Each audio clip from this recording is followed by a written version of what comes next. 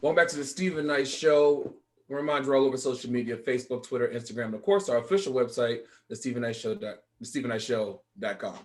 Now we're having a very important conversation about police brutality and the recent events that we've seen, even as recent as this weekend.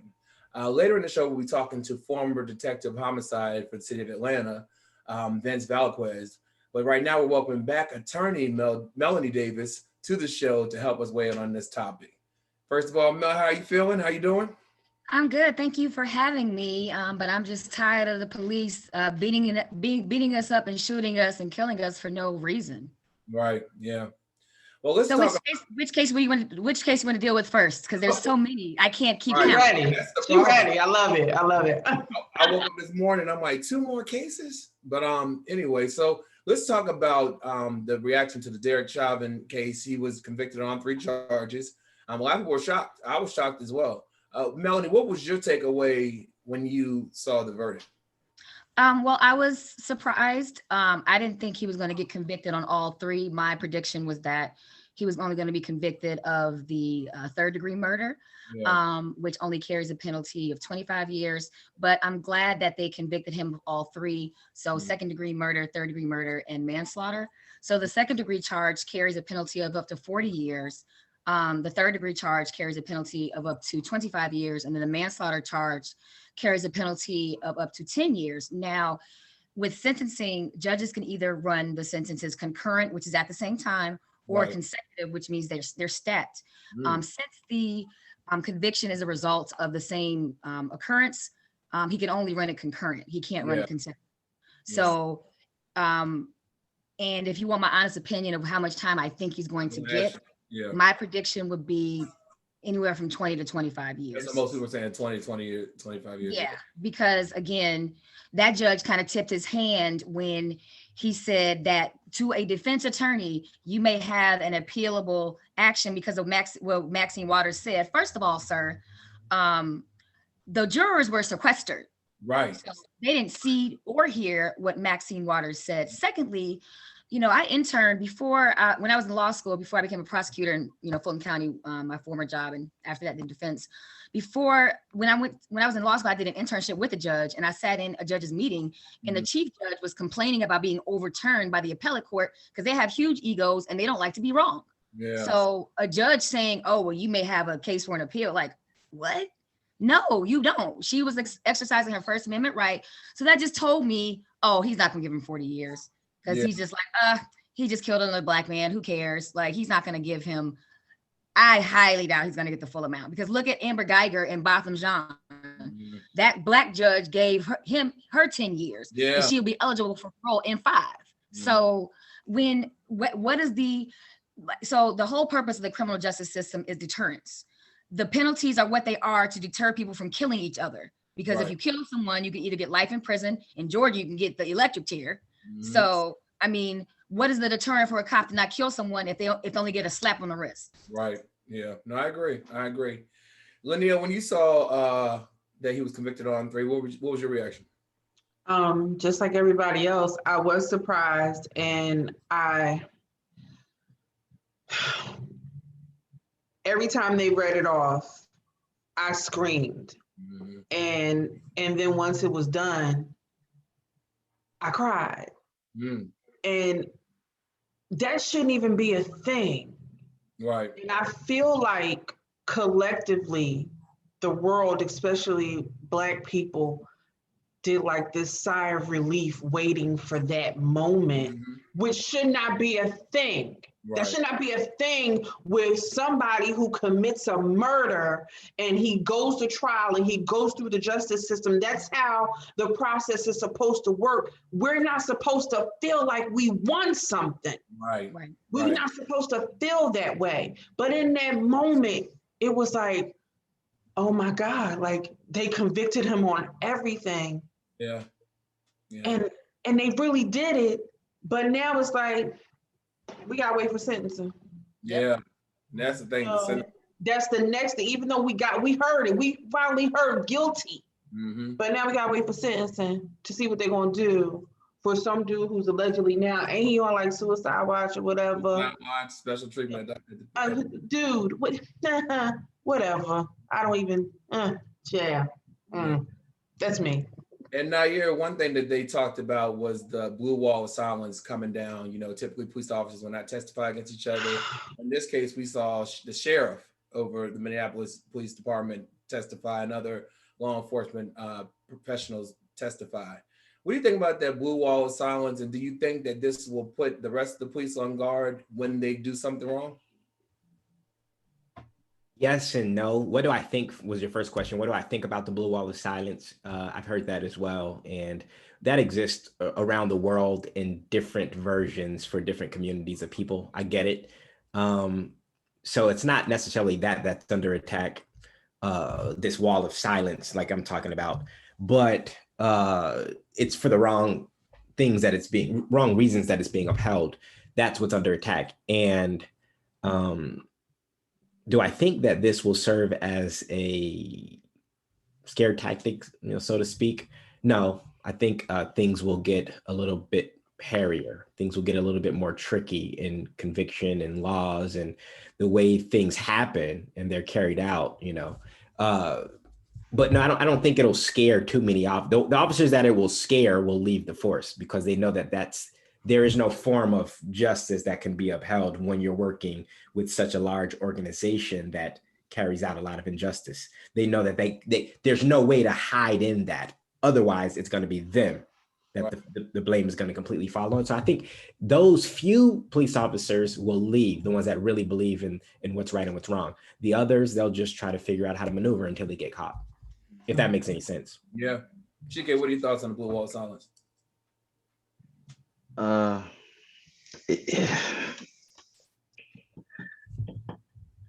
Where I stand on all of it, Stephen, is I'm not satisfied until the laws get changed. The laws need to change. Yeah. The guilty verdict, it was good to hear. I'm glad that it was that and no rioting happened and no other people got injured or hurt, but the laws need to change. I mean, a lot of people are celebrating and they're in this for, they have the victory on the guilty, but I don't find resolute in that. The laws need to change because people could still get killed. People still are being killed. Yeah, most definitely. So the blue wall of silence, we got to do better. Yeah. Way better.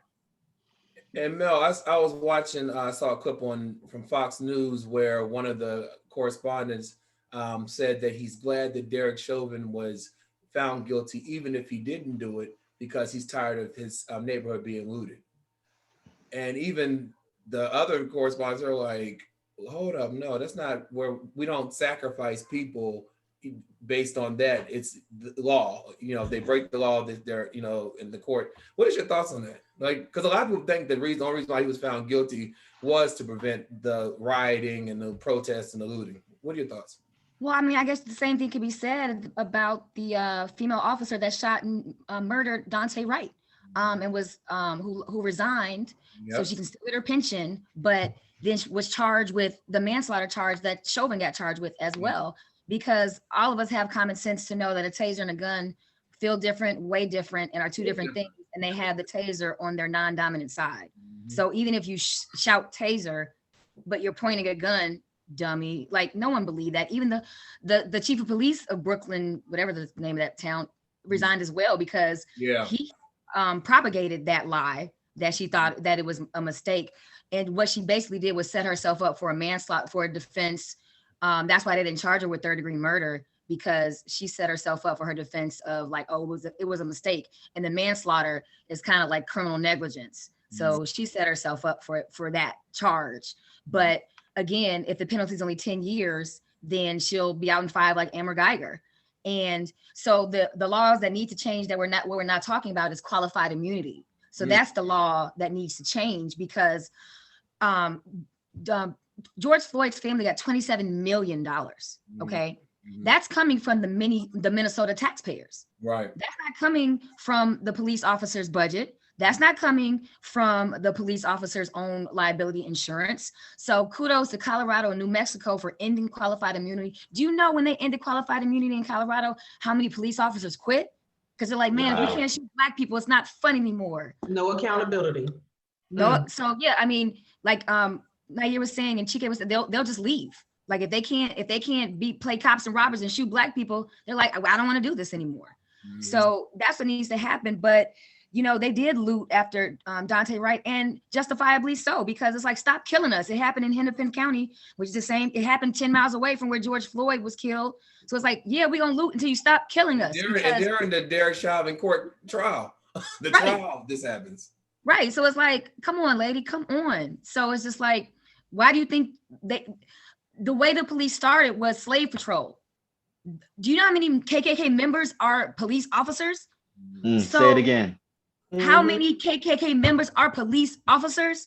So I can't say all cops are bad, but even Black cops are not exempt from this, because they treat us sometimes worse than white ones do. Mm-hmm. So the whole system needs to be, we shouldn't be giving people traffic tickets. Look, let the traffic light cameras send them a ticket. You write their license plate down and send them a ticket.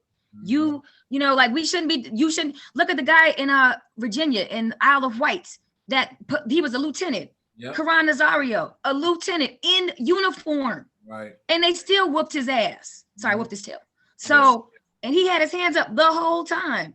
And the only reason that guy got fired because the video came out. And the only reason the video came out was because of the lawsuit and the Freedom of Information Act request. So again, he's going to get $1 million.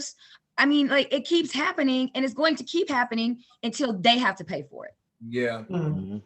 And so a lot of times, and this used to bother me, but I think it is part of the conversation, when we talk about police brutality, people always bring up Black on Black violence. Well, if we're going to talk about this, we got to talk about that.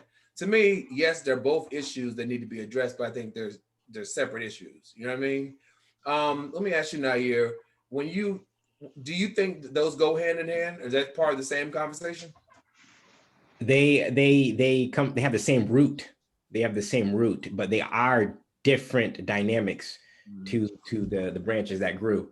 But they come from the same problem. The psychology that has been done to, you know, the warfare that's been given or taken on Black psychology, the Black community, is the result. Black on Black murder is the result of that.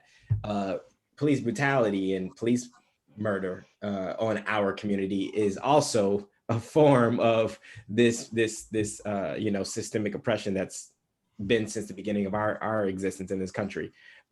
So they're the same root of evil, but they are two different conversations to be had at two different times. You can speak about the beginning, the foundations of them, but then you have to take two different directions on those conversations. I don't think it's appropriate to put them in the same conversation as one is, you know, to be cleaned up before the other, you know. So that's how I see that. Yeah, Linnea, what do you think about that? No, they don't belong in the same conversation. As Nair said, they stem from the same root. But the only reason people do that is to deflect. They want to deflect, especially because if it started off with just constantly Black people killing each other, then there's nothing to talk about because they don't care. But when it comes to cops killing Black people, oh no, the cops are the good guys and we're the bad people.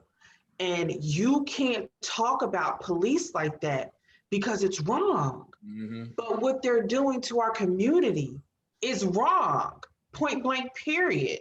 Mm-hmm. And that deflection is just so you can get it up off of them. But that stain has been there for forever and a day. Mm-hmm. And like Chike said, until, you know, these laws are changed, like there are certain things that you should not get pulled over for. Like Melanie said, mail me a ticket. Mm-hmm. I got a ticket a long time ago for a car that I got rid of. I got a red light ticket that I didn't even know about because I got rid of the car. I got a new car. Mm-hmm. Y'all sent me a ticket in the mail. Mm-hmm. And it was like a year later and you had a different name on it. But I still went to court because I'm like, yo, this ain't me, but y'all sending it to my address. Mm-hmm. Like certain things just don't make sense to me. Like now, everybody can smoke weed, but how many Black people y'all got in jail? Still in jail. For they had a blunt on them, they had a joint on them. They ain't even have like, you know, like a whole bunch of weed, just a little joint, and y'all had them in jail for like 20 years. Mm-hmm. You understand what I'm saying? Like it doesn't make sense. So it's the same root, but definitely two different conversations. It stems from systematic and psychological warfare on us. So yeah. And Chike, Lindsey Graham said over the weekend that systemic racism does not exist. Do you think part of the problem is that people don't acknowledge what the root of everything is? And these are people that are in power and leadership. What are your thoughts, Chike? Absolutely. Absolutely. I look at it like this. If because I work in the medical community, if doctors started murdering people under the guise of we're trying to help, we're trying to do better, there'd be snatching licenses, suing hospitals left and right.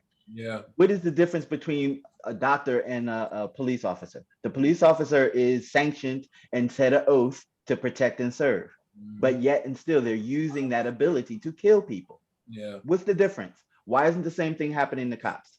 Yep. Cops should not be allowed to be released from one police force and move to another state and join another. You should be banned for life. Yep. Exactly. You shouldn't be able to even look at a firearm. Yep. That stuff is not happening. Isn't that what they do? Isn't that what they do to lawyers? I didn't mean to cut you off, Chike, but Mel, isn't that what they do to lawyers? If you're banned in one place to practice, you can't practice. Period. Right? Is that the way? So, well, I'm about to go through this because I'm licensed in Georgia and I took the California bar. So I will find out May 7th that I passed, and I'll be licensed in California as well. Thank you.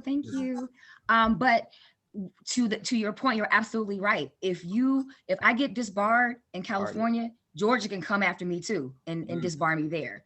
So again, then I don't even know what I would do. So I mean, but that's my incentive to not do anything wrong. But I mean, obviously I'm an ethical person, but again, both bars could disbar me. And I think the profession is the same as well, right? Like if you get your license taken in one state, you can't do it in another. Is that correct, Chike?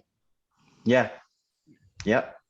I want to talk to you. So, but wait, I'm sorry, Stephen. I wanted to finish my point. So if you or I, not being licensed to do anything, you got your gun license and you shot and killed someone, and they banned you from getting a gun, you couldn't get a gun anywhere else.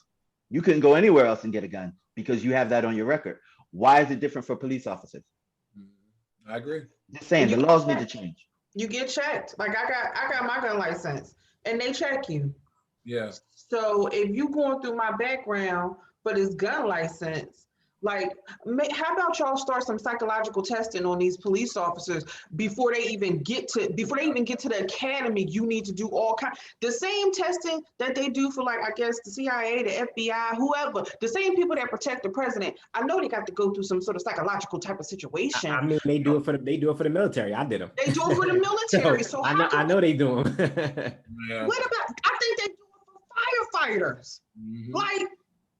But so why are you not doing that for police officers? Because you need to really check these people because they have cocked and you knew it when they came in.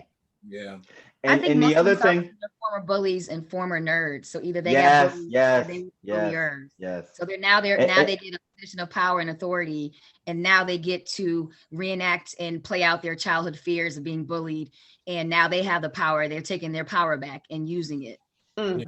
And the other thing that they should start doing with my hometown, Camden, New Jersey, what they did was they changed the police force, and you have to be a resident of the county in which you're serving. Yeah. So if you're a part of the community, you care more about the people that you're serving. You're less likely to shoot them or kill them because they could possibly be your neighbor. Yep. Can we talk about the lady that shot Micaiah? I want to talk about this case real quick for we're out of time. Micaiah Bryant in Ohio. Bryant. Yes. So she was the 16-year-old who was in foster care. Apparently, there's still details that are kind of sketchy, but I guess older women were trying to jump her or something like that. She got a knife and came out. Police were called to the scene. I believe she called the police to the scene. And when they got there, they see her taking the knife like she was going to stab the woman, and they shot her multiple times and killed her.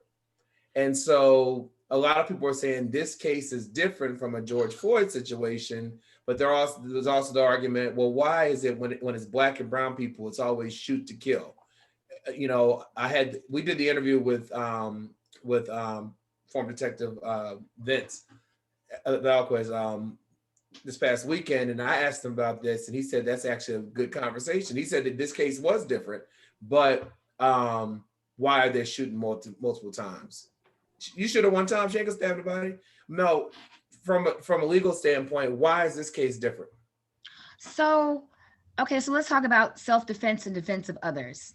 So if you are acting in self-defense or in the defense of another person, you have to have a reasonable belief that that person or yourself is in imminent danger of grievous bodily injury or death.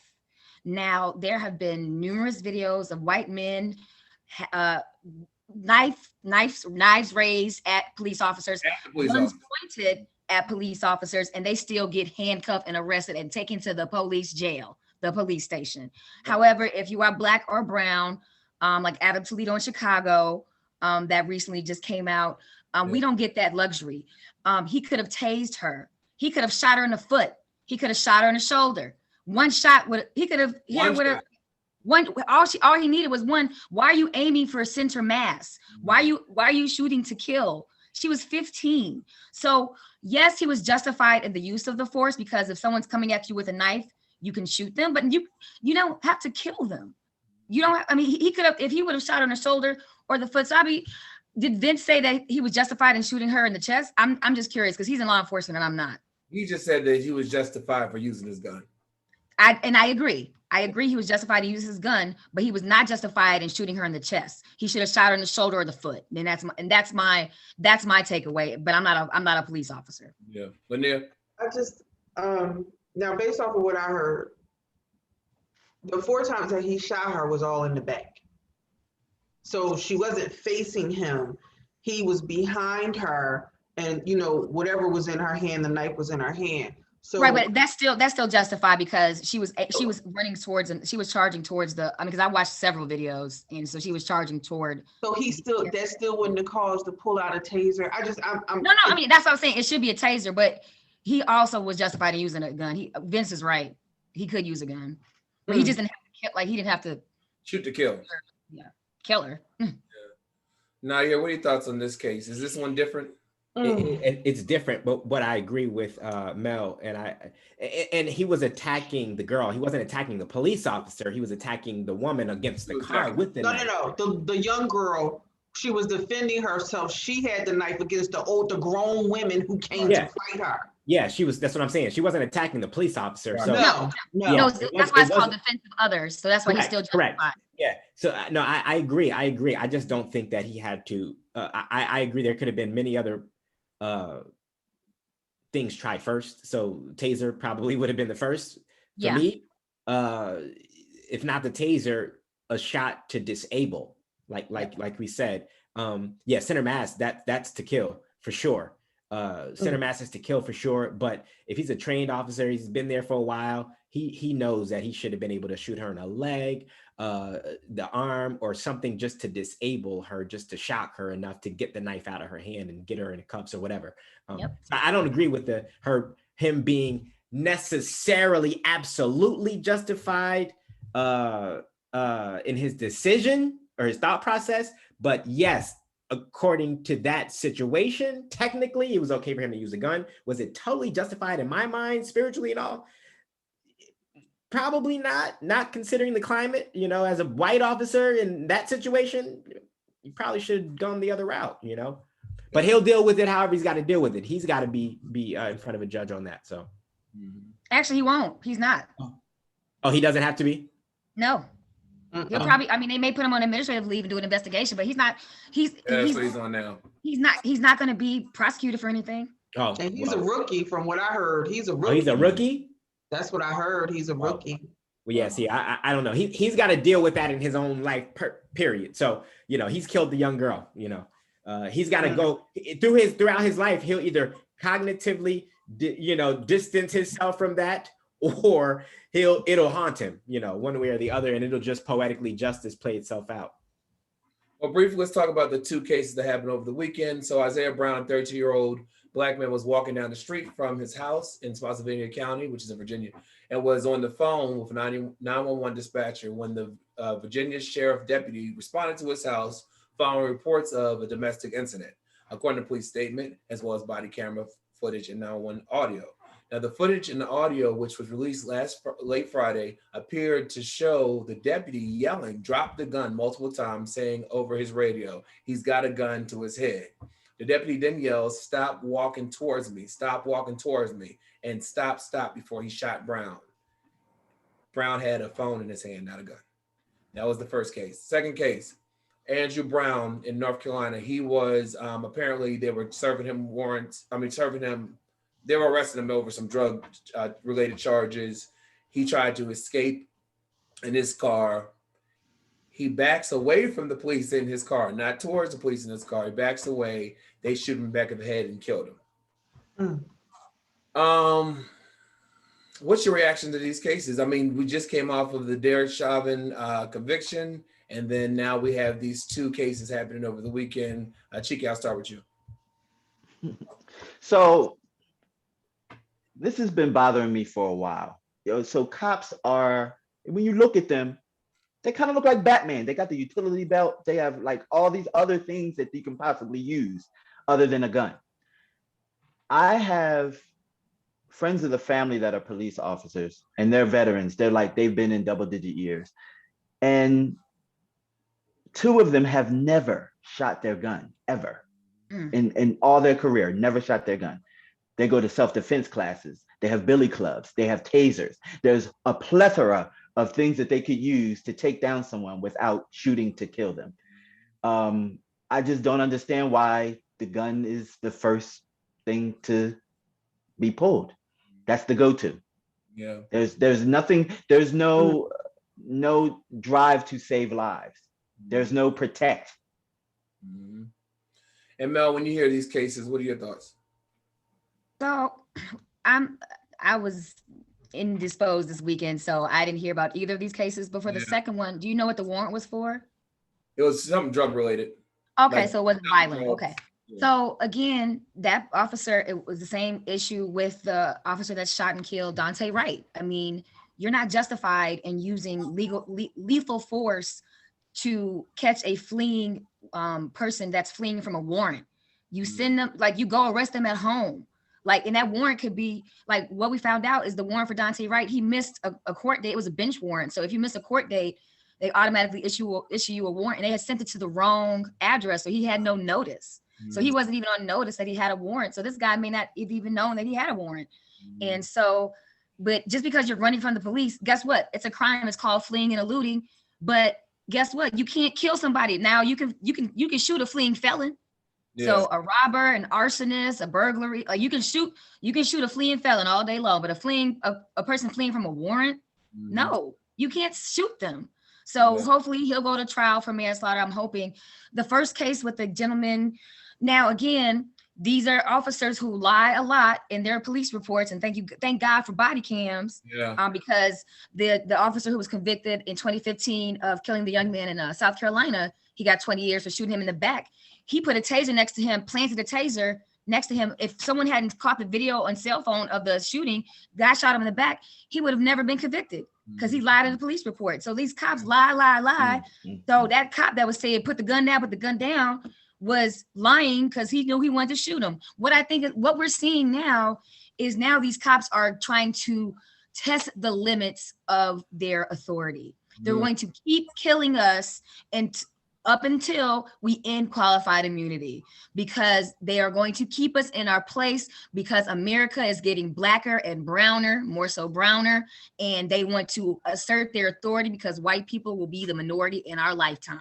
So what we're seeing across the country, and this is just my thinking, is that these white officers will continue to kill us because they are trying to threaten and intimidate us, to stop us from voting, to stop us from knowledge, to stop us from, being who we are, which are an exceptional, phenomenal people. And so those are just my 2 cents. Yeah. And Nair, so they had a private viewing of the body cam today with Andrew Brown's family and his attorneys, and they only showed them 20 seconds. They blurred out the officers' faces, and they had edited the video. And so they're demanding that the whole video and all 8 police officers that were there, all of their body cam be released. I think it was the mayor he's asking for this too. But the sheriff, they just said that because in that city, it has to be signed off by a judge to release the footage. And so they said they're now saying they'll comply. What do you think they thought they were doing with that 20 seconds of edited video to the family? Exactly what they've been doing for all these years. And like what Mel just said, telling the story that the way they want us to hear it, you know, basically. Man, you know, something's got to change. You know, something's got to change. And whether it's the numbers shifting here in our lifetime, as she stated, or otherwise, something's got to change. Yeah. And I'm just, you know, I'm sort of a party pooper when it comes to these conversations, because I'm at a loss for words. You know, I know that there's really just one answer for all this, and it's not the most popular response that people like to hear. But it's sad. I know that that was inappropriate, that time frame that they were trying to, you know, that video clip that they were trying to use to show it. Come on, you know, show the footage, let the story be told, and let's continue to move forward as much as we can. Most definitely. Melanie Davis, thank you so much for joining us tonight for this important conversation. Tell everyone where they can keep up with you. Yes, well, you can follow me on Instagram at the Melanie Mary, TheMelanaeMary. I also have a YouTube, I have a Facebook, everything's Melanie Mary, the Melanie Mary. So. All right. Well, thank you as always, and we will be right back with our conversation with former detective of homicide for Atlanta, City of Atlanta, Vince Valquez. Right back after that.